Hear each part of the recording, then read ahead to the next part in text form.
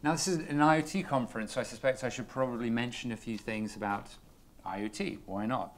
And what I'm going to do is start with the statistic that a lot of people are quoting, because it is an extraordinary statistic.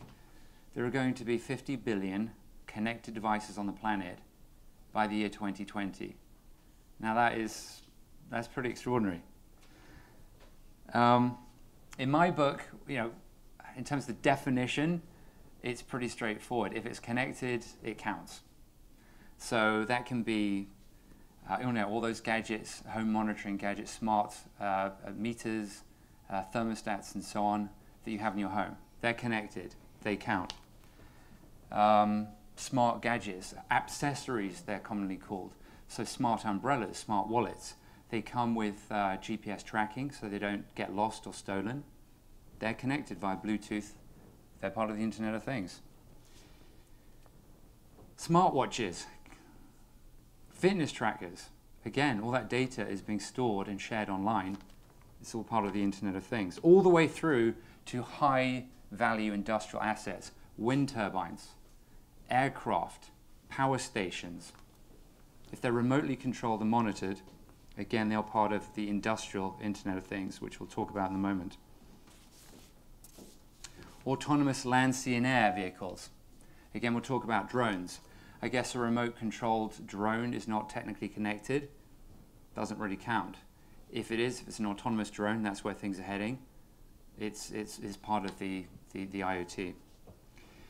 Now, the thing about the IoT is it's been really high on the hype cycle for so many years, and people have been sort of, well, when's this actually going to happen? When are we going to see this innovation?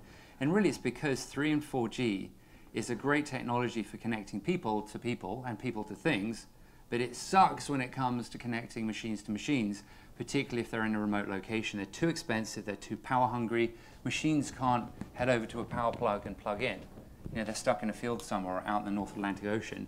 That's why they have to have these low power, super efficient devices.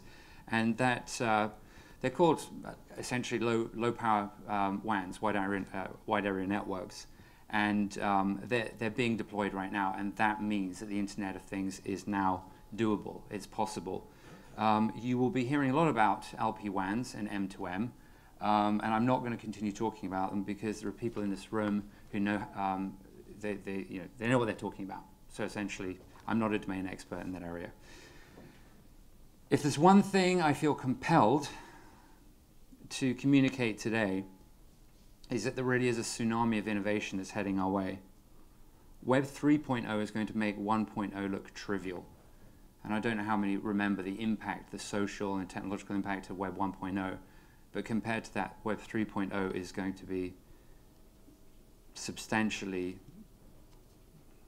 different, even more revolutionary than we can imagine. And we really need to educate ourselves about this stuff or get left behind. The speed of change really is unparalleled in history.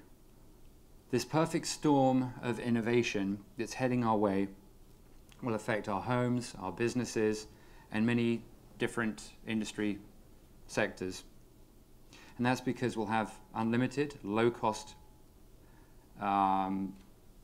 storage, processing power, ubiquitous connectivity, coupled with robust, accurate, low-cost sensors, flexible, stretchable, bendable semiconductors, if you can imagine such a thing, particularly for wearables. You can imagine sort of bendable, stretchable, wearable technology.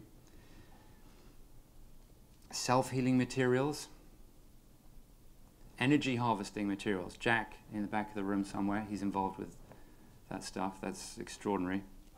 Nanocomponents, artificial intelligence, 3D printing, the maker movement, the democratization of pre-tail will drive the proliferation of smart connected devices like never before.